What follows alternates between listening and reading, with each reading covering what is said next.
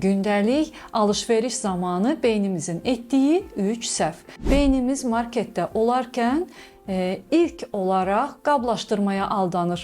Qraflərdə gördüyümüz o rəngli qablaşdırmalar bizim gözümüzü oxşuyur, zövqümüzə xoş gəlir və biz fərqində olmadan lazım olmayan bir şeyləri almış oluruq.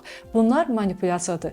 Ac halda marketə alış-verişə getməyi tövsiyə eləmirik. Çünki beyin instinkt olaraq həmən enerji axtarır və enerjini isə sadəcə şəkərli qidalarda tapır. Bu isə həm maddi, həm də sağlamlığımız üçün çox zərərlidir. Daha sonra marketdə rast gəldiyiniz endirimlər. Hər kəs bunu fərdi olaraq qəbul edir və beynimiz dopamin ifraz edir. Gördüyünüz o 30% endirim məhz sizə görə yazılmayıb. Diqqət edin, bu alacağım bir şeyə həqiqətən ehtiyacım var, yoxsa gördüyüm o rəqəmlər, o endirimlər məni özünə cəlb edir. Marketdə alış-veriş zamanı şuurlu beyin alır, impulsiv beyin isə aldanır.